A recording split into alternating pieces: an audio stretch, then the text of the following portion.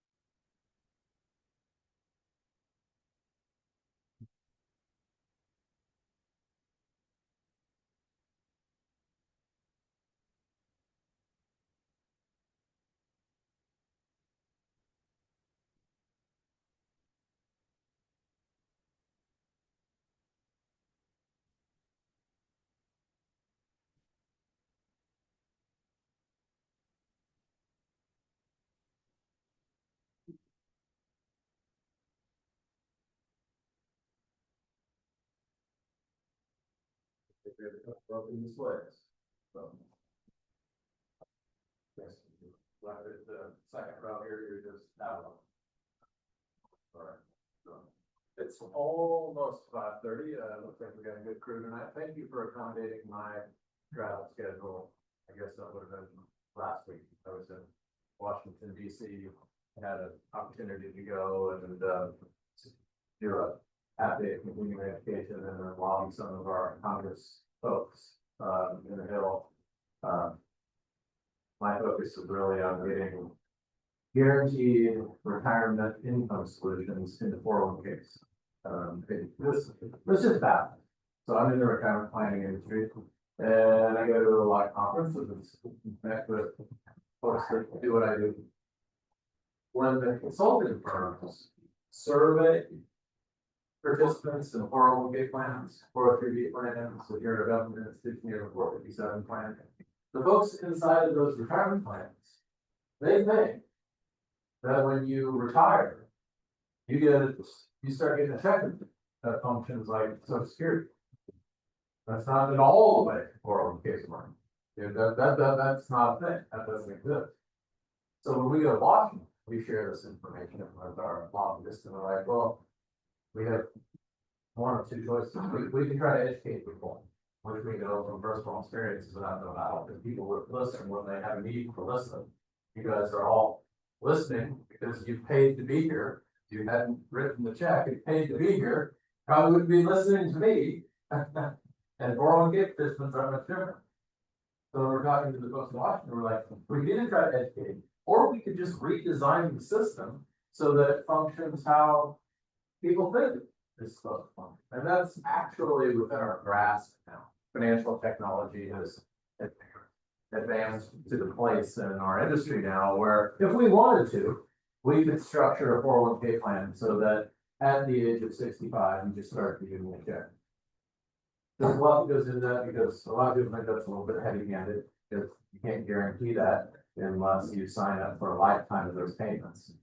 And you get the benefit of mortality risk share pooling when you do that.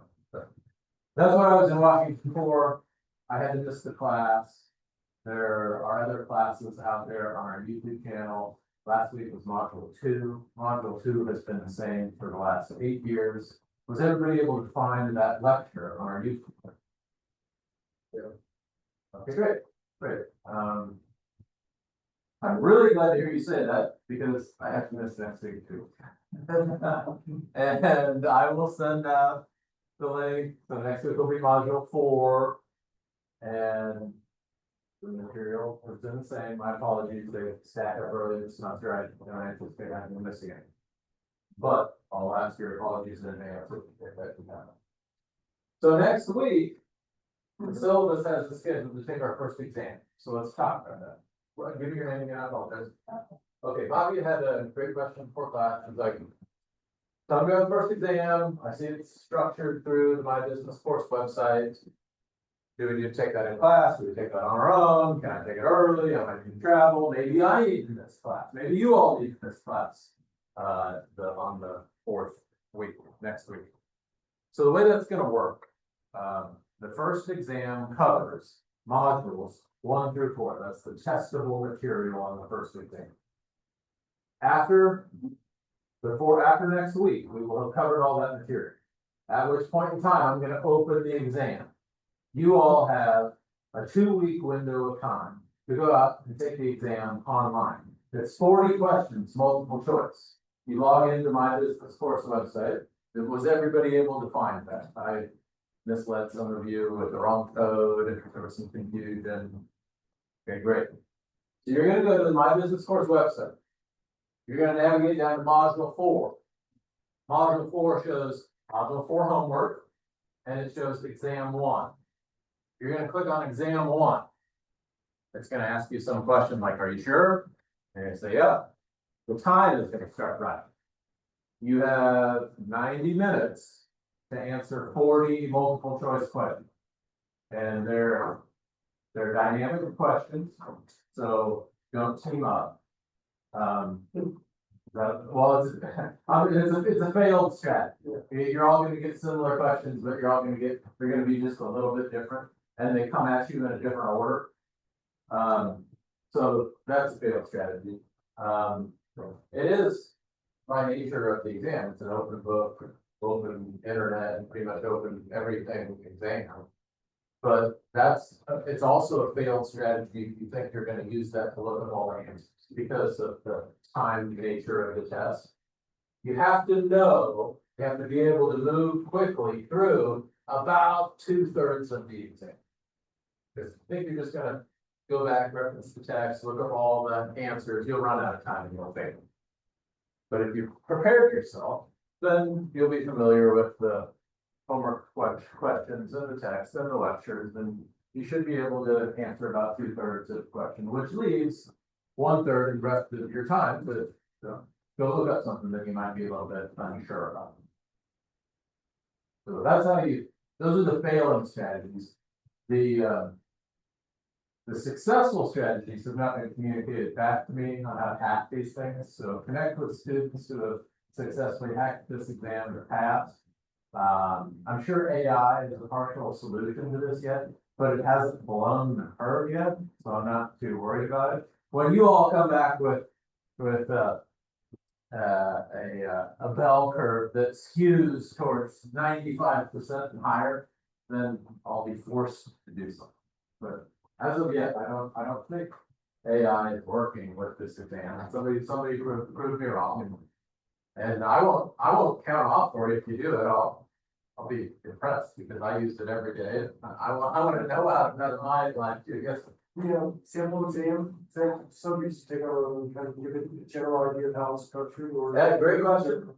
If you go to module 4, I'll go there now, so we can all look at it together. You're gonna see a sample exam. So here we are.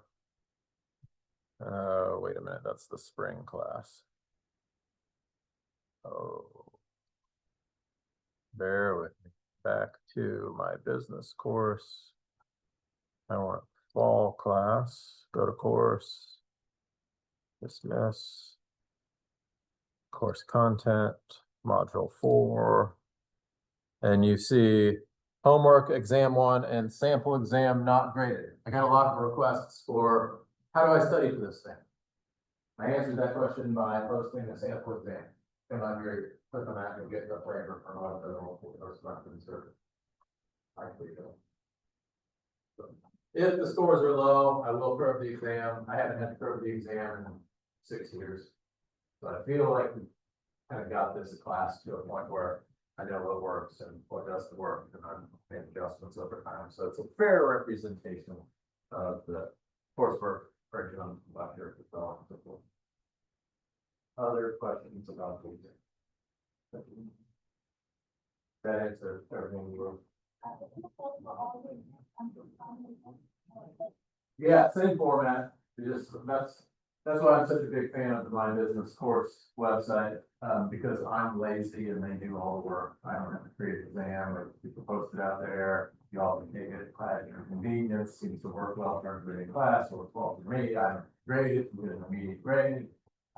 After the exam window closes, you can go back into the My Business Course website, click on the exam, and you'll get a full and detailed explanation of why or why not you may have missed the question. Another question back here.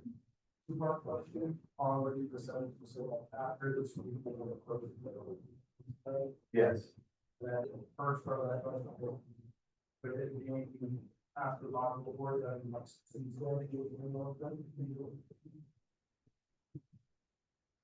Yeah, the only kink in that is I have to actually go in and do it. So I have, very oftentimes the way that this will unfold is next Tuesday will come and somebody will reach out to me and say, hey, when's the exam gonna do? And I'll have my oh shit moment. I'll be like, it'll be open in about 15 minutes. I'll try to do that right after class. Give me a reminder, I'll let you. Okay.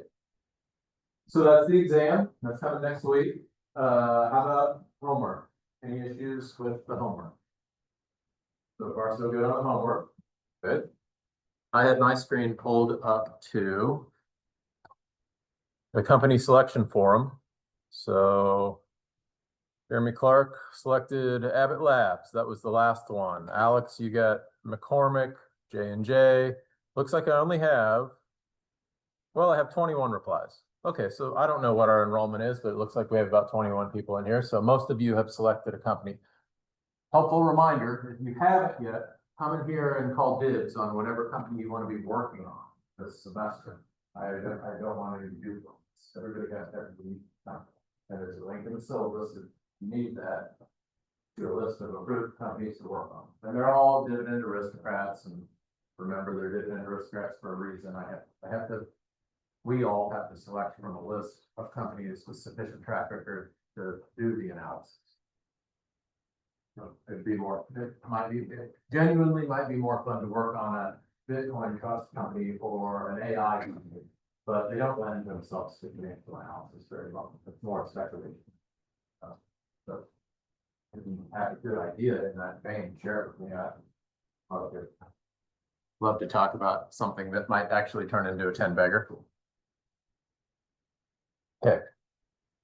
Company selection, homework, exam. Yes. The access my business course through campus. No, it's not. It's a different link. If you go to the syllabus, you'll get a little link and you have to enroll, but then it's its own separate website.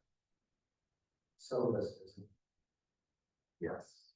So we have to go over to this website to do some of our class and over to this website to do other parts of our class. And I'm sure at some point in the future, I'll complicate it further by asking you to log into some third party. And that's tonight, as a matter of fact. I'm hoping to spend the last 15 or 20 minutes of class giving you a tour of some of the resources that are available through the Miller Nichols library over here.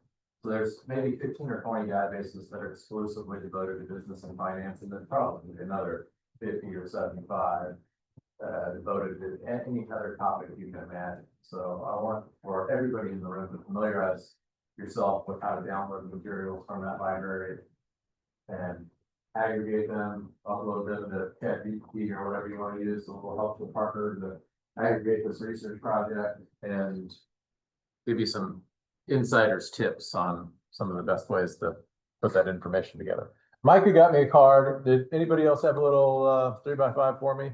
I will try my best to remember some names this semester. Again, connect with me over LinkedIn. That helps me out. And if there's ever anything that I can do to help you all out on your career journeys, I'll try that too. Okay, let's jump into some materials. We have module 3 tonight. Let me swap this. There we go. Okay. Financial statement analysis overcomplicates everything because that's what we do. More about business plan. How will create some of this? Well, almost everything that we do is in my business course, so the grades will be there. Yeah, all the exams, all the homework. The only thing that's not reflected there is your research report, and that doesn't get graded until the last day of the semester. So keep track of your progress through my business. Sound proxy analysis of the grade or last day. Well, the proxy analysis is pass fail. You either get 100% of the points or you get 0%. So your job on the proxy analysis is to communicate to me an understanding of how your management team gets paid. Now, there's all sorts of stuff in the proxy. I would like for you to uncover any conflicts of interest that might be material to the financial analyst doing a report on your company. But our focus throughout this is going to be on how does your management team get paid. If I want to train all of you as cynical analysts to understand how this accounting might affect the paychecks that your management gets. So tonight we're going to be talking about profitability, and we're going to be going through return on equity. Return on equity, return on assets, return on invested capital, net operating profit after tax. These are all just different tweaks on ways to calculate how much money we're making. And return on equity, anybody through this proxy assignment identify return on equity as one of the components linked to your company's.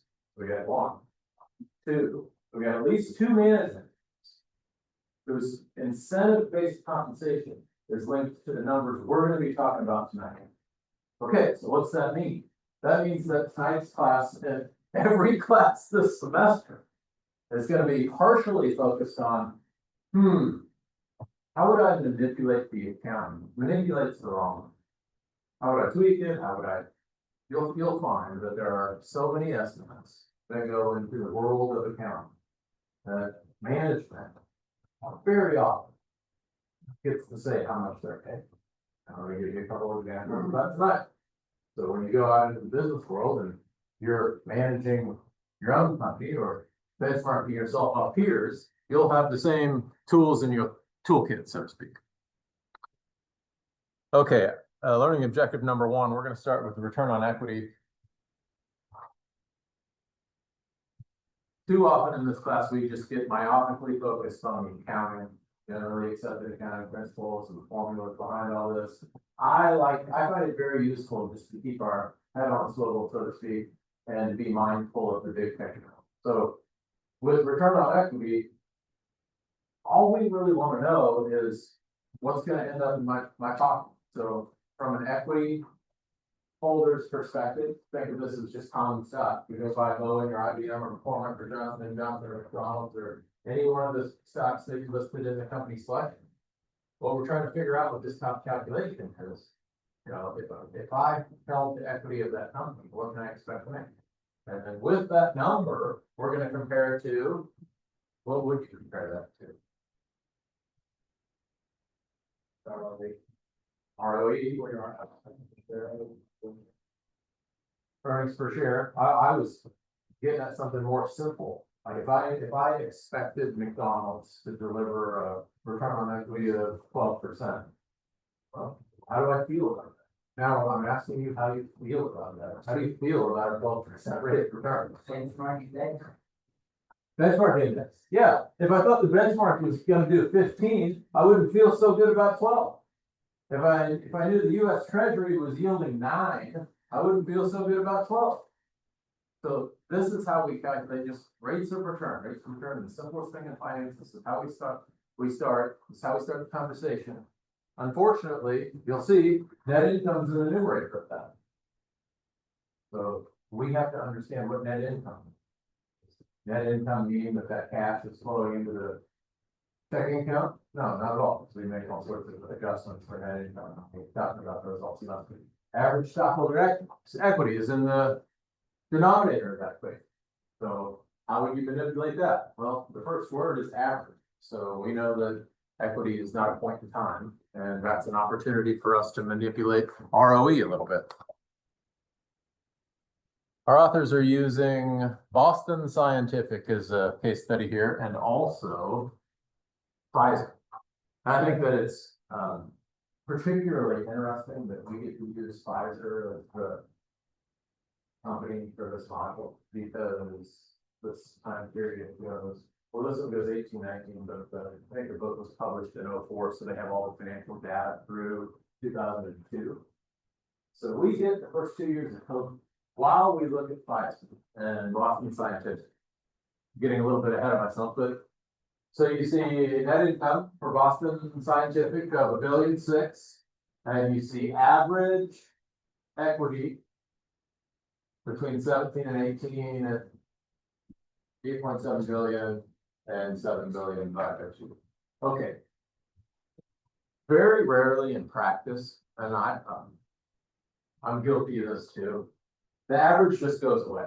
And analysts will use the 8.7 billion. And that's not technically correct, but it's probably fine for a lot of use cases. It's our job as analysts to be able to quickly look at a balance sheet and say, equity didn't change very much, I can shortcut it, just use end year. Don't do that on the test, because our authors of the text are holding you to a higher standard. I'm just reiterating that this is a finance class. And in the world of finance, it's your job to be directionally correct. If you get up or down right, you win in a big, big way. You can call up or down. If this were an accounting class, we would want to do the second decimal. But in the world of finance, we have so many vagaries to deal with. There's all kinds of shortcuts that you're going to see when you're working with your peers. And just take it all with a grain of salt, because we want actionable data. We want to be able to make quick decisions that are directionally correct and move on. So this was an interesting factoid from, I guess it was 17 and 18. The ROE for S&P 500 firms ranged from 13.5 to 15.6, and I wrote myself a little note. I guess that was from 14 to 18. That was a little hard for me to believe, like that there wasn't a single firm in the S&P 500 that was lower than 13.5. But I didn't go back and fact check it. What that means is that there wasn't a single firm in the S&P 500 that lost money over that period of time. That was an average of, Was it an average? I don't know. Oh, I just took it. If it were an average, then that makes more sense. I might have just read it wrong. I think like, what, 38%, at least today, like 38% is 500 is like some company.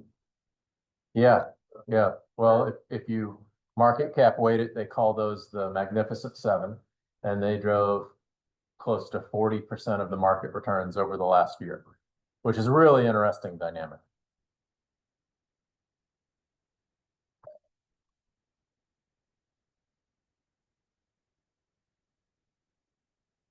Okay, let's talk about DuPont analysis. Just out of curiosity, how many of you have been exposed to DuPont analysis in the past? Okay, so half the room looks like. Okay, great. So this will be a little bit review. Hopefully this class will take it a step further, and we'll get into how you might take issue with some of the accounting. So we're going to start with return on equity, and then we're going to disaggregate that into return on assets and financial leverage.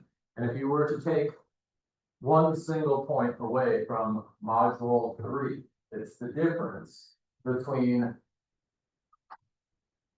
return on equity and return on assets. And our authors are going to talk about operating assets versus non-operating assets. And they also are keen to draw the distinction between the portion of return on equity that comes from assets and the portion of return on equity that comes from financial leverage. So what I want you all to recognize is that when we look at return on assets, we're analyzing the performance of the company. So take Abbott Labs. So if we look at Abbott Labs and want to assess the quality of the business, we would look at the assets and the property, plant, and equipment, and the strategies that the firm had deployed, and calculate the return from those decisions. And that would be used to assess the quality of the management. Now, there's a completely separate decision that's outside of that basic business conversation, which is how much leverage do we want to put on the balance sheet? Every dollar that we borrow is an opportunity to increase our return on equity. So if the business is yielding 10%, and we can borrow at 5%, well, let's borrow at 5 and invest in 10, and we'll make money on that spread. That's the financial leverage component of return on equity.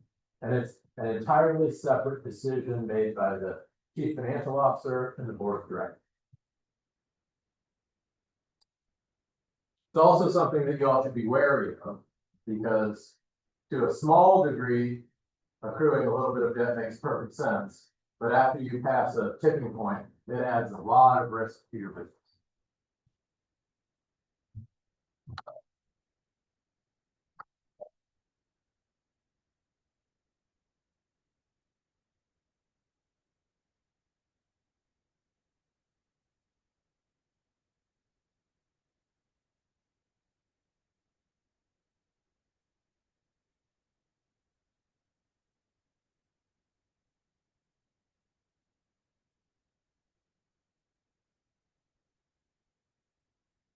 Okay, simple point on slide 9 here. The third bullet point, to earn a high return on assets, the company must be profitable and manage assets. This is such a simple point, but it's nuanced, which is why I wanted to point it out. The profitability is in the numerator and the assets is in the denominator. We're going to look at these ratios extensively this semester. And my task of all you is to, every time you look at a ratio, I want you to analyze it across time. So for Boston Scientific or Pfizer, whoever we're looking at here, you would look at the return on assets over the last 10 years and examine how the numerator and the denominator have both affected that ratio. And you would look at that ratio across their peer group. So you understood how Pfizer is competing against Merck and Boston Scientific and GlaxoSmithKline and Eli Lilly and 5 or 6 others. Then your job becomes, okay, well, if I do the historical analysis, what's been driving the change in that ratio? If I look at this relative to my peer group, how is Pfizer able to earn a higher rate of return than GlaxoSmithKline? What's driving that? Is it a sales strategy? Is it a pipeline? Is it a patent issue? What is it? And then tie that back to their competitive advantage and ask yourself the question, is that sustainable?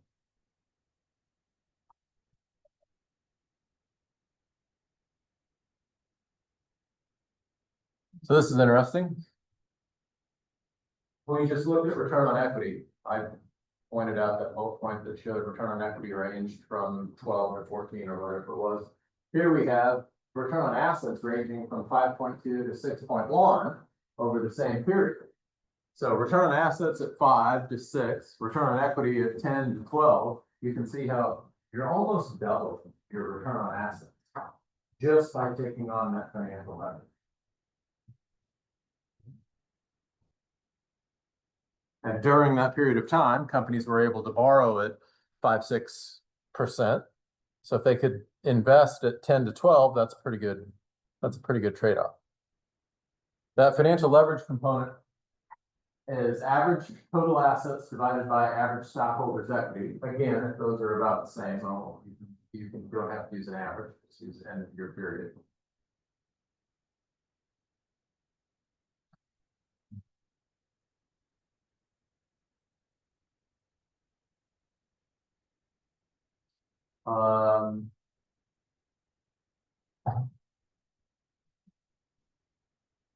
Next page.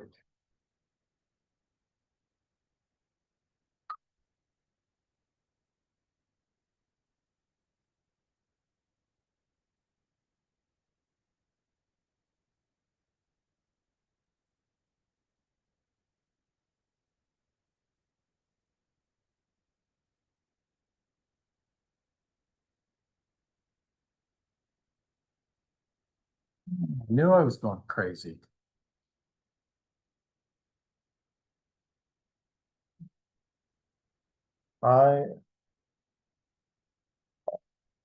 Okay, they're almost identical, but I accidentally opened the 6th edition of the PowerPoints, and we're in the 7th edition of the book.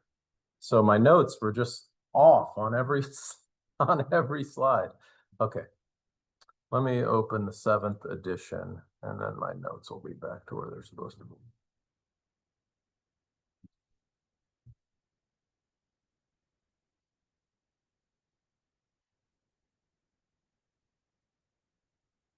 There we go. And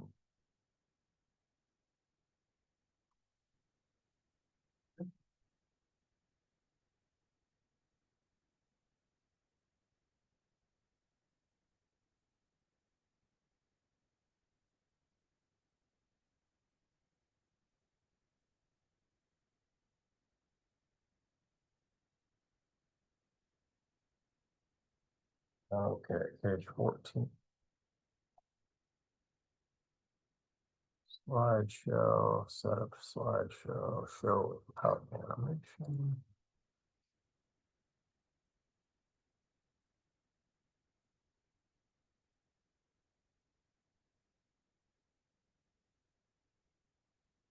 There we go. Now my notes will match. Thank you. Sorry for the confusion. I thought this was a good point. This first bullet, financial leverage measures the degree to which obviously our authors made a little mistake there. Note to everybody in the room, that also happens on the exam. It also happens with the homework. So if you find yourself trying to navigate through a problem that you just can't seem to solve for whatever reason, just set it to the side. There is every chance that it might be an error on our author's part. Non-controlling interest. For most of you, the companies that you've selected to work on the semester will have a non-controlling interest number that's small enough to disregard. But we're gonna go through the exercise anyway, because you need to know what non-controlling interest is, and you need to know how to account for it in the ratios. So if you're a conglomerate, I like to use Berkshire Hathaway, they buy businesses all the time. They buy Justin Foods. Anybody ever been to the Berkshire Hathaway shareholder meeting? It's terrific. I have maybe a couple dozen clients that are shareholders. If you want to pass, let me know and get your pass. They call it Woodstock for capitalists, and it's a bucket list type of event. It sounds like it would be just like watching a paint dry, because you go to Omaha and you sit in a stadium that seats 50,000 people, and they just, Warren and his former partner Charlie Munger, they sit on stage and they take questions for 6 hours. Anything you want to ask them, your question for 6 hours. And they have their stick down that make this event very, very epic. And in the basement of the exhibition hall, they have all the companies that they bought, and they set up booths, and you can see everything from Justin Boots to Geico Insurance and beyond. So Warren Buffett buys Justin Boots. Very common in these transactions for Berkshire Hathaway to buy 60, 70, 80, 90%. There'll be some fraction of the business that they don't buy and it's left behind with other shareholders. That's called a non-controlling. The accounting for that requires consolidating. So at the end of the year, you'll take the consolidated balance sheet, you'll add all the assets together, you'll add all the expenses together, you'll add all the revenues together, and you'll get a consolidated statement of financial. So now you have a set of financial statements that represent the combined business. But Berkshire Hathaway doesn't own 100% of those combined businesses. That's problematic. We reconcile for that with an entry called non-controlling interest. So when we calculate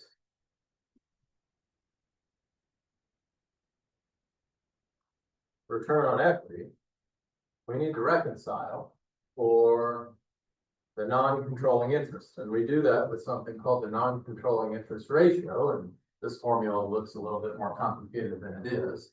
But you'll want to take the net income attributable to the company's common shareholders. It's just another way of saying net income. Divided by total net income. So this would be with non-controlling interest. And in the denominator, you're going to have average equity attributable to common shareholders divided by the total equity, which would show up on the consolidated statement of financials.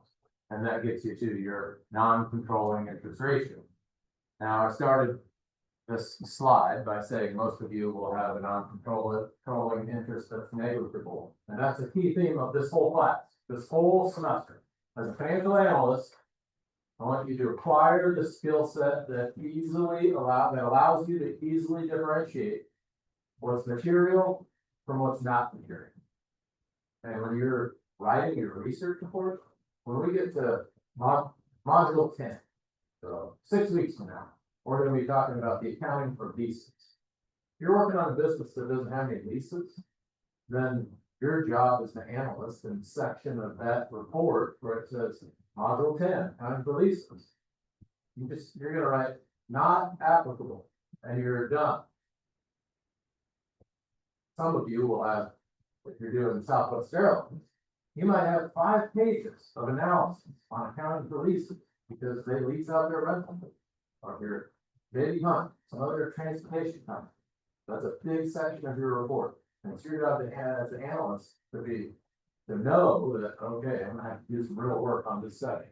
Or be able to say to yourself, well, I don't have to worry about non-controlling interest because it's 0.1% of my company, and it's not going to be relevant to any of the numbers I'm going to prep in Excel. It's not going to be relevant to any of the numbers that I use to forecast my financial statements. It's not going to be relevant to any of the numbers that ultimately drive the decision whether or not I buy this company on behalf of my client. As soon as you recognize that something's not relevant to that end decision, just discard it. Remember, this is a directionally correct assignment. We get it up or down, we win.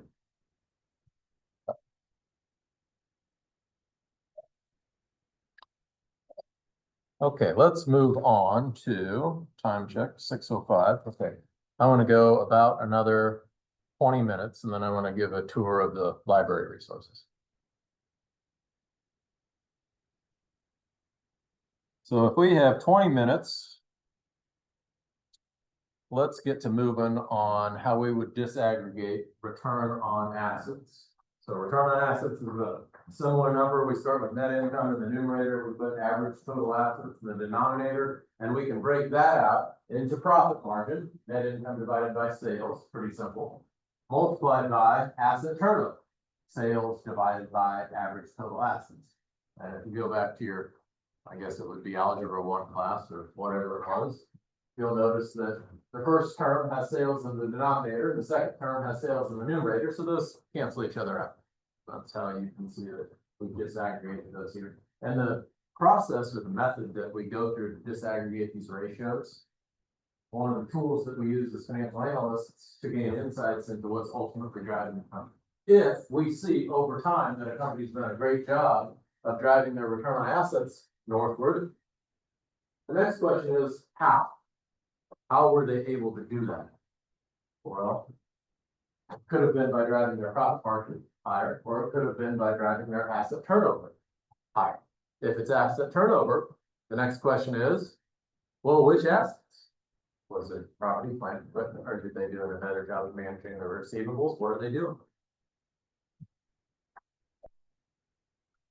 Here's how we break that out. So if we put this all together, we have return on equity equals the profit margin, which we just looked at, times the asset turnover, that's the return on assets, times the financial leverage. And then lastly, you have this little nub term, which is the net,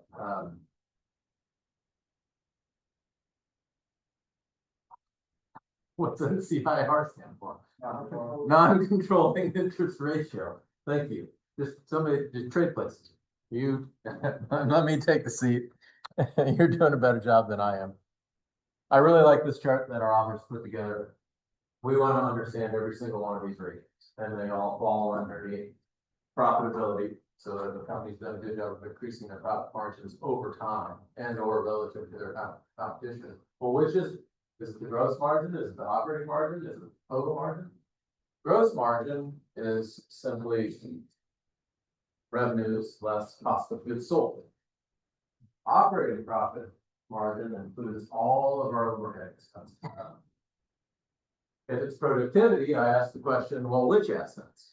Well, which assets could be inventory, payables, property, plant, and equipment. Those three ratios come together in something that we call a cash conversion cycle. If it's financial leverage, we have two ratios listed under this broad category, which includes total debt to equity and times interest earned.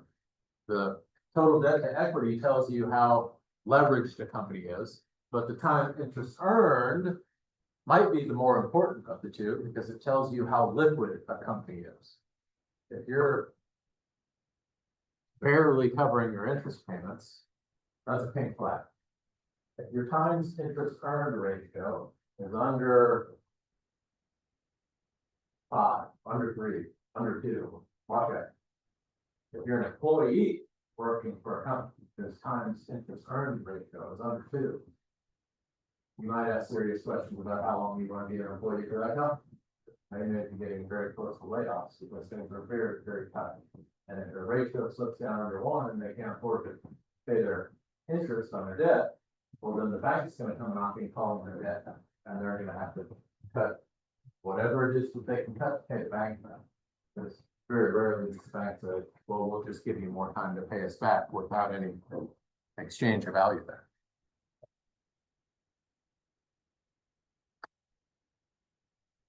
Okay, now we're into the analytical framework of analyzing these ratios. If we're looking at gross profit margin, the next set of questions come right here. What could be driving increases or decreases to gross profit margin? These are the questions we all need to be asking about your parent companies. Could that be a competitive intensity has increased, just more competition? Product line has lost appeal. If you're retail or to some extent technology or to some extent even food, these types of companies launch new product lines every year. And they have to be, fashion is a great example of that. Product costs have increased. So here we are in the era of Trump tariffs. And everybody in my industry wants to know, when are the tariffs going to trickle through to cost inflation? And the Federal Reserve Bank in Kansas City here announced about 6 weeks ago that locally within their area, they haven't seen inflation trickle through to the end consumer yet, because most of it's being eaten by local businesses. So you're starting to see the cost inflation hit businesses first. It hasn't hit the consumer yet. And CPI registered at about 2.7, I think it was, which is lower than it was a year ago. A year ago, it's at 3.1. Those numbers are pretty close. So it's going down, but profit margins inside of publicly traded businesses are declining, which is, I think, probably one of the reasons why you saw the jobs numbers so significantly restated week before last.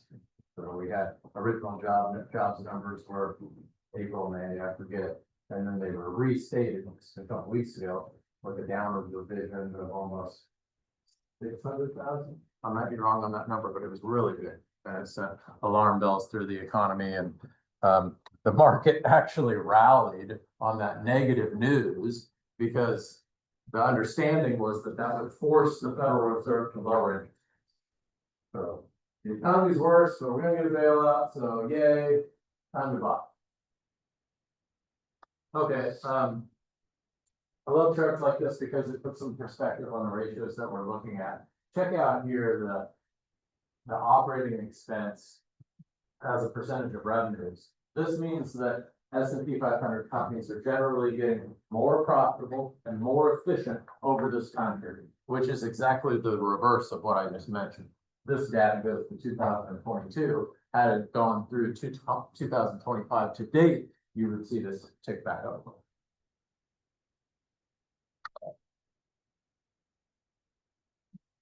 Let's talk a little bit about the cash conversion cycle. Those three ratios I mentioned 3 slides ago include days inventory outstanding, days sales outstanding, and days payable outstanding. If you add the first two and subtract the third one, you get something called the cash conversion cycle. The cash conversion cycle tells you in the number of days it takes dollar to cycle all the way through the production process, make it into the sales cycle, and then back through to the company's. Okay. So how quickly can we turn dollar from raw materials goods into sales goods? And we have a couple of examples of that. I think we do Pfizer first.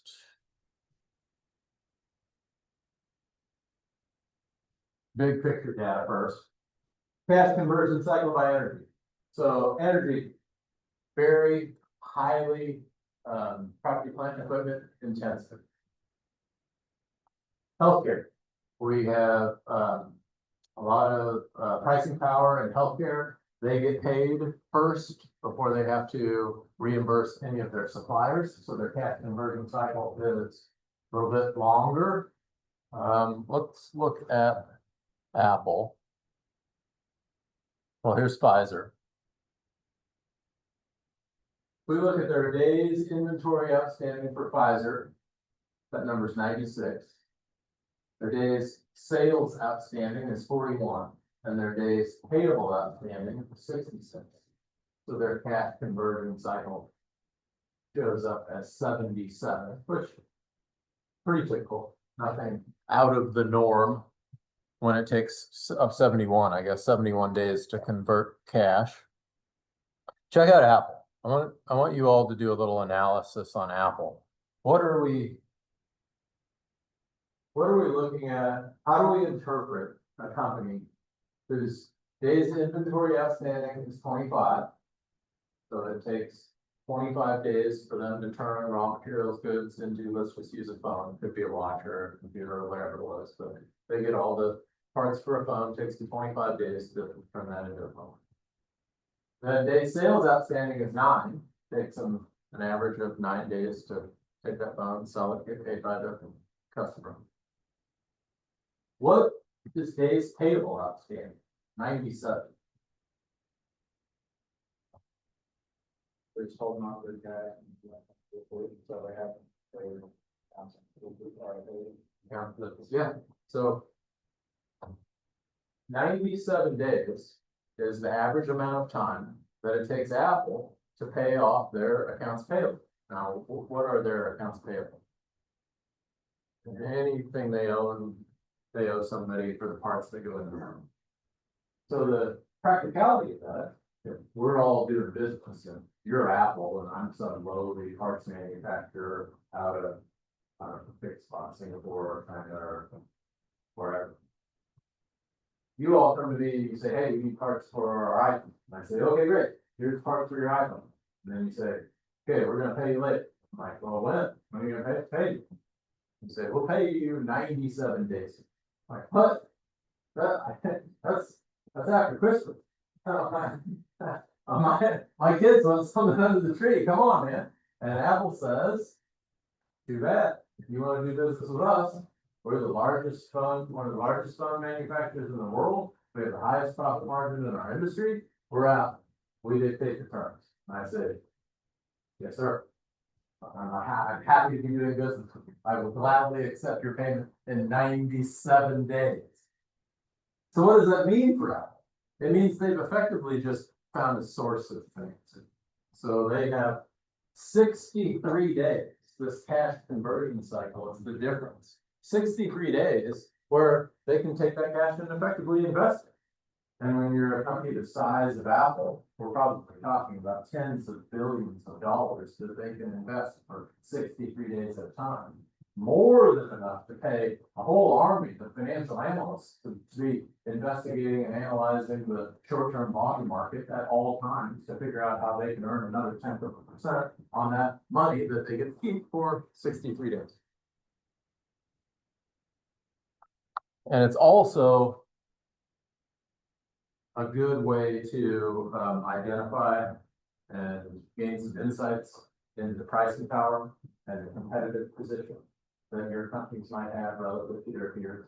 When you see cash conversion cycle at that time, you know you're kind of doing something right.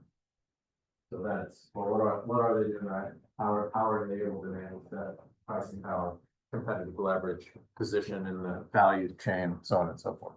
Have you heard about Tesla, having back suppliers, like kind of send them to just pull out and back put the businesses out of business because of Williams? I have not heard about that. Yeah, it's curious, like how they feel, they're just paying and fine doing that.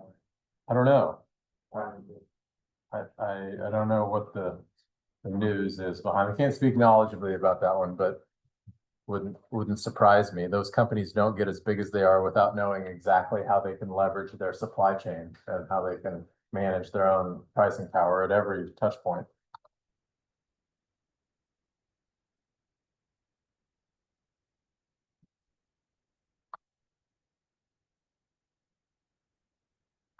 Okay, I'm not going to hit every one of these slides, but I did want to talk about financial leverage.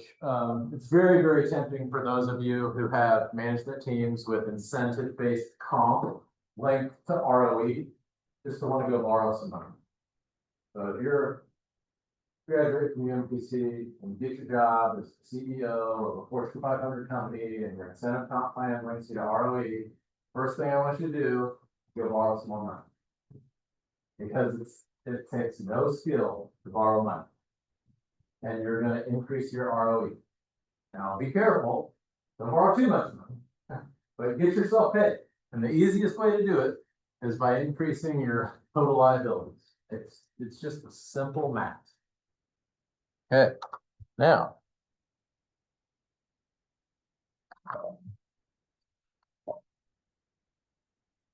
Go to slide 34. The next thing I want you to do They start buying back stock. Takes no skill whatsoever. Remember our formula. Net income divided by average stockholders' equity. Well, average stockholders' equity is measured per share. So when you buy equity back from the markets, you reduce that denominator. All things equal, you have the same level of income and you reduce the denominator, the return on equity goes up. Analysts that are looking at like the treasury stocks or how many goals and kind of see if it's kind of. That was a great question, and it's actually one of the vignettes that our authors talk about in this module. It's our job as analysts to be able to recognize these shenanigans. So when you see companies buying back their own shares, it's our job as analysts just to open up the Excel spreadsheet, add those shares back to the denominator, and now we have historical numbers that are comparable. Now we have numbers that we can actually compare to a peer group. So we just say, that's BS, we know what they're doing, they're just trying to get themselves paid, they're trying to juice their return on equity, they're playing a game that everybody else on Wall Street plays.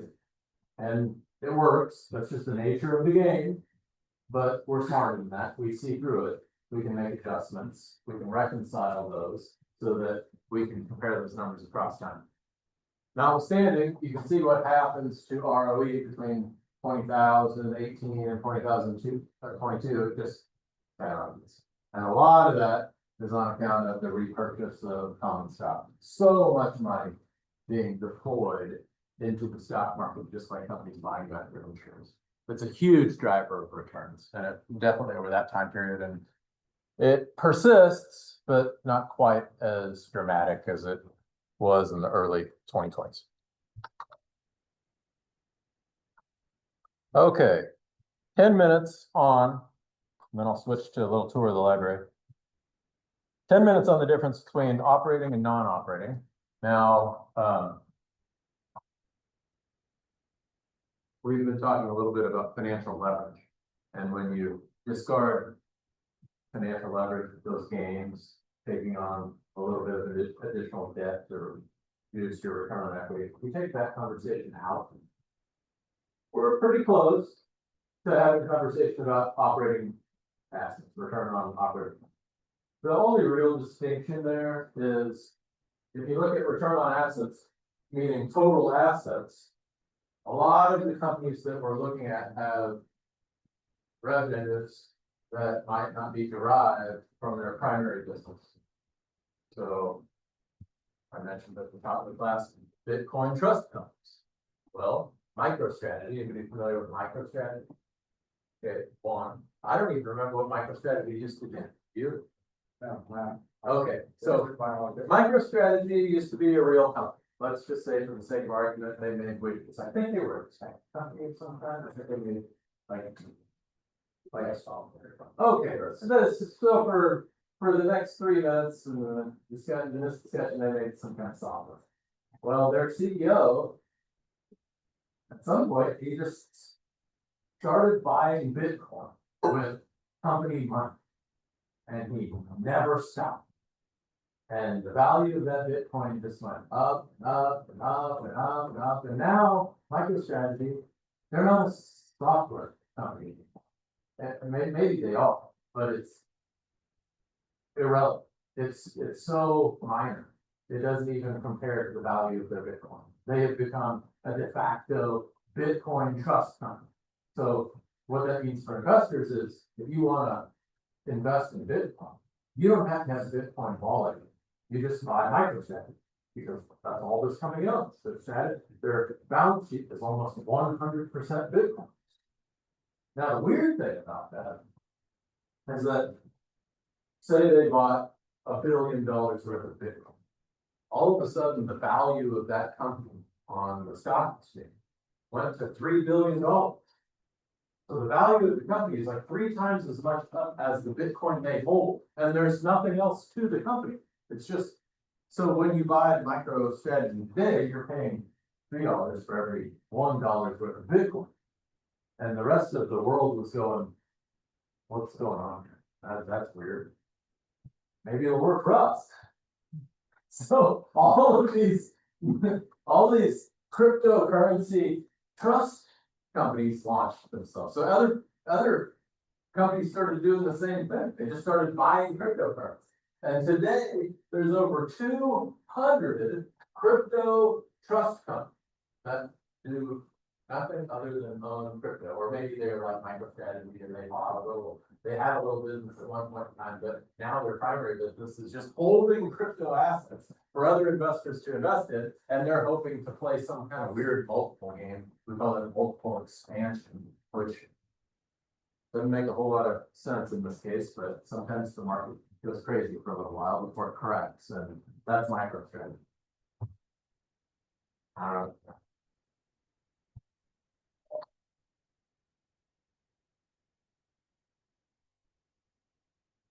No. So I started telling that story because I was differentiating between operating assets and non-operating. When MicroStrategy embarked on their Bitcoin endeavor, that would have been a non-operating activity. And independent investors would have been right to look at that and say, okay, I don't know what the CEO is doing, but Bitcoin is not the reason why I'm an investor in MicroStrategy. And I want to factor that out of the analysis that I'm doing on MicroStrategy, because I bought into the software. So I want to understand the software company. I want to understand the merits of that. And that's a real conversation. So we have tools for that. And the tools that we use are called net operating assets and net operating profit margin. And it's just like what it says. We're going to look at the operating assets, and we're going to calculate the profits that those operating assets generate. And we're going to recalculate the profit margin based on that numerator, that denominator. And that's going to give us insights into the business, minus any of the other belonging that they might be selling. And all companies have side projects that you might want to exclude. So the technical definition of that conceptual conversation is the return on net operating assets, RNOA, equals the net operating profit after tax, which we call NOPAT, divided by your average net operating assets, or NOA. Sometimes the abbreviations and nomenclature around this can be a little bit confusing, but if you just star them, that's one of the instances where if you're on an exam, you'll be able to quickly come back and refresh your memory without taking up too much time. Okay, star this slide, but also put an asterisk because this is useful, but not an exhaustive list. Operating assets include everything here, but also a list that goes well beyond this. And unfortunately, when you're analyzing whatever company you pick to analyze this semester, there's just no set rule for how to name these line items. And that's one of the questions that I get almost every semester is, well, I don't know what this is, but it shows up on the balance sheet. I don't know whether it's operating or non-operating. And I'll take a look at it, and I'll be like, well, I don't know, because it's a custom label. A little bit frustrating. So for the analyst, us, that means that you have to crack open the 10K and go back and read the fine print. You gotta read management's discussion and analysis to understand what that really is, and then come to some determination on your own about, well, oh, okay, well, that's 100% germane for a software company, or for an industrial, or whatever your company does. Or, in the reverse instance, that's Bitcoin, I can throw it out. Same way with operating liabilities. These are the typicals, and then there's a whole list of atypicals that you need to be mindful of. If we're looking at Pfizer, our authors give us a nice highlighted example, and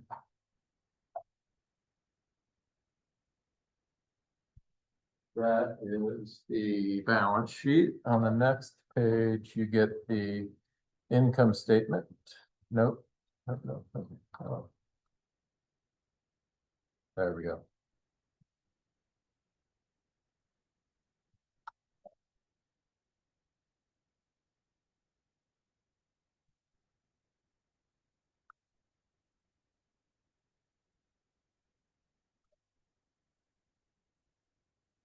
Okay, one last point I want to make tonight. On the definition of NOPAT, net operating profit after tax.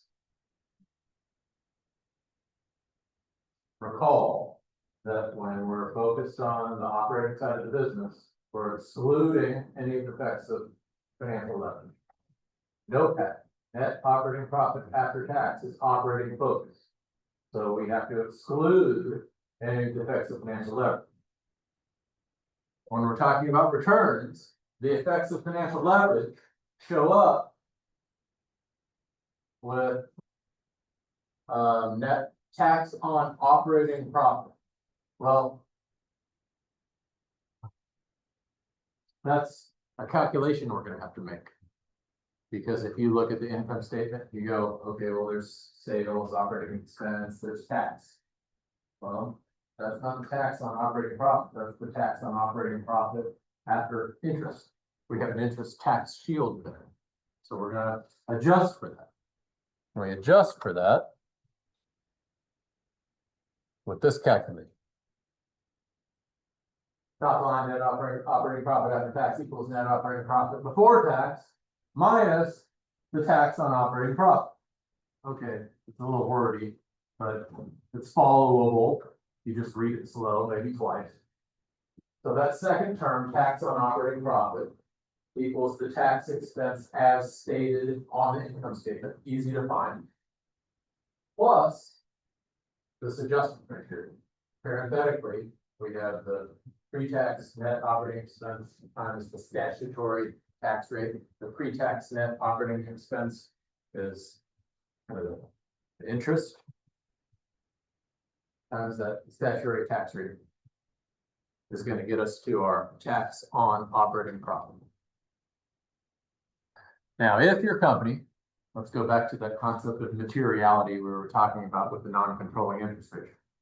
If your company doesn't use much debt, then forget about it. Your return on assets, your return on operating assets, your NOPAT, you're going to be basically all the same.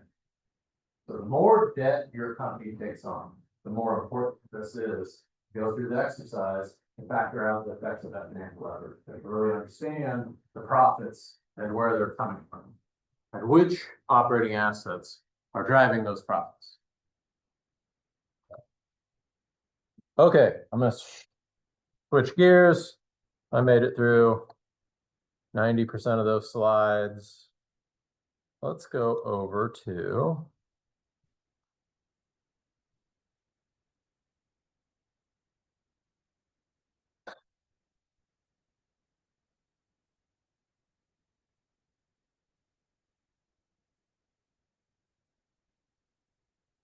okay, umkc.edu is where I am, right here.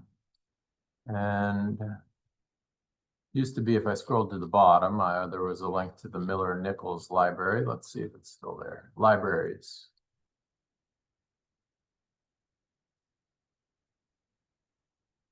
Okay, then we want to go to databases or databases. I don't know which it is.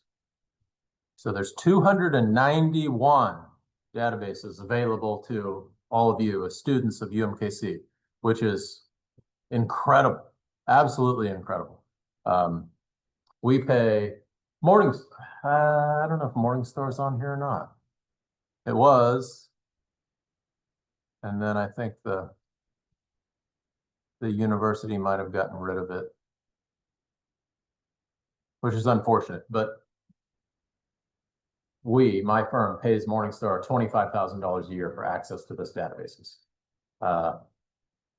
FactSet is available to everybody in this room. If you don't already have access to FactSet, reach out to Dr. Clark. He'll make sure that you get access to FactSet. I'll show you how to access it.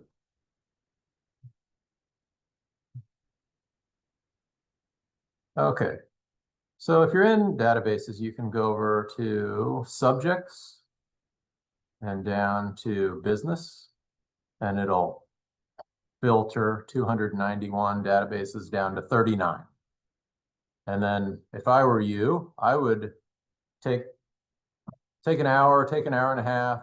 I'd click on every single one of these 39 databases and type in the company that I was working on this semester and begin to create a source file.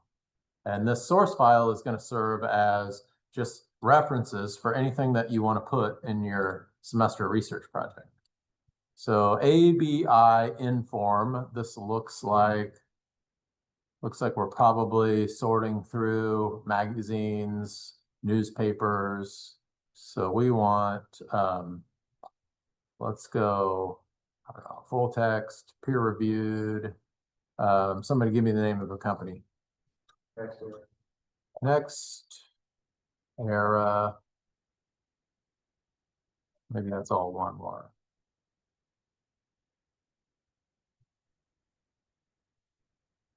There we go. So we have 20 articles that pop up about Next Era Energy or articles that have Next Energy referenced. So you can go through and you can sort by publication, you can sort by date, you can sort by document type, all sorts of good stuff in there. And you're going to be able to search periodicals that are beyond just Yahoo Finance or the major news wires or what you want the company to know. There may be an interview with the CEO from Harper's Magazine back in 2022 that you never would have stumbled upon if you didn't have access to this database. Okay. IBIS World is a pretty good one for peer group analysis because IBIS World is going to take Next Energy or any other company that you're working on, and it's going to search by NAIC code. So let's do, I don't know, McDonald's. And we get a report on the food service industry here. So McDonald's, Starbucks, I guess Marriott, Yum Brands, Darden's all in there. So that's great stuff. You can download that, see the industry at a glance. IBIS World is a good source for SWOT analysis, Porter's Five Forces, value chain, all that stuff that we talked about in week one when you're trying to get a lay of the land, so to speak, and understand how your company competes, where its competitive advantages might be. IBIS World is a good database for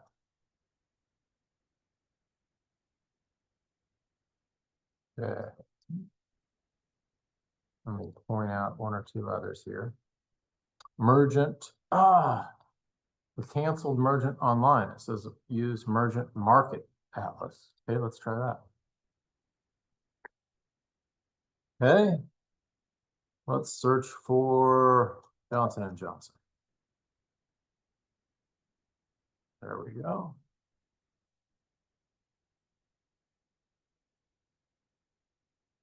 Okay, so this database has, if you look up at the top here, we have company filings, ratings, sustainability, industry index, all kinds of great stuff in there. You got reports. Looks like there's a PDF file over here you can download. So there's a research report right there. Anytime that you can download a research report, you're just putting yourself way ahead of the game when it comes to writing the semester project. You'll also find research reports available to you on the Bloomberg terminal. Because it's a dedicated terminal, I don't have access to it in this class. Show of hands, how many people have been over there to use that? Okay, so nobody.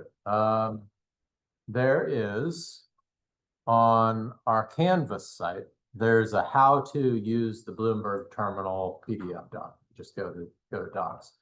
I don't know what the hours of the Bloomberg terminal are, so you're going to have to be mindful of that. But that's another great place to find research reports. Okay. Business journals, Business Analyst Online is a good one. They usually have good stuff. But they are requiring me a login right now, so I'm not going to jump through those hoops. Kansas City Business Journal, that's actually great to have when you're looking for a job. ProQuest database is a good one. You can come out here and search similarly for other articles. Let's see, what else do I need to point out? Wall Street Journal's out here available to you. So check that out. Those are all terrific. And then let's see. Assignment reference on Thompson. Thing, Yeah, there's that. the university stopped paying for it, which is unfortunate because that was a terrific resource with a bunch of great research reports that were made available to everybody in the block school.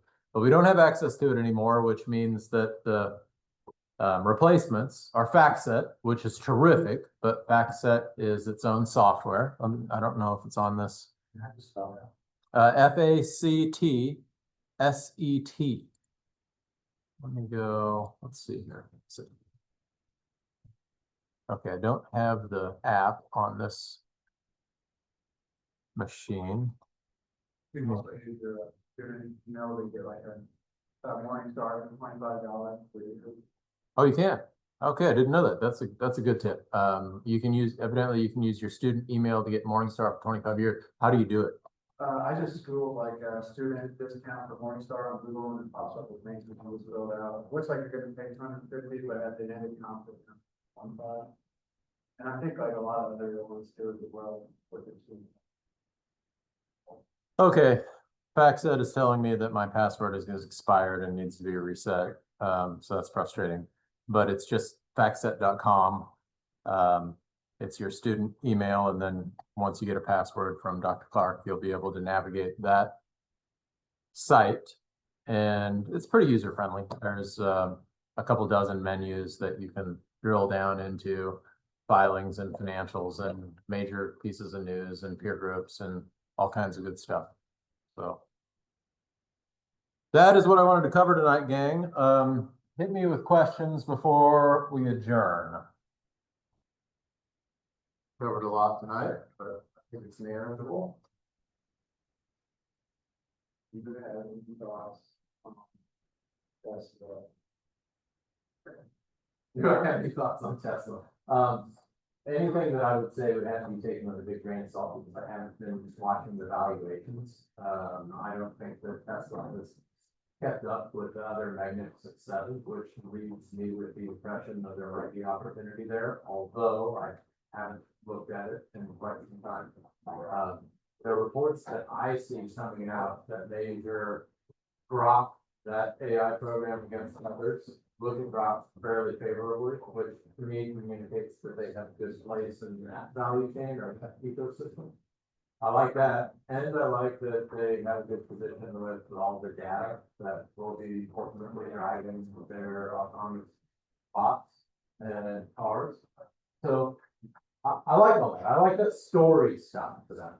What I don't know is, okay, great. Well, if you like that story and you can get behind it, what's the right price point? I have no idea what the right price point is. I just saw a LinkedIn thing of this test question of even on investing $1 billion in Tesla, they would you buy a stock or not? And I guess 20 years by it was going on with the Tesla stock. It's been going up the last few days for that. Yeah, well, I'm happy to put 1/360th of my net worth into Tesla too. That's what I, that's exactly what I said. I was like, well, that's not. Yeah, that's not a huge ask. Since we're on next meeting, we'll be meeting with our slides, go over the Current book. I just grabbed all of them by accident. Okay. They're almost the same, but they were There's a little bit of enough to throw me off. Yeah, I can't hit a curveball. All right, thanks all. Have a great night.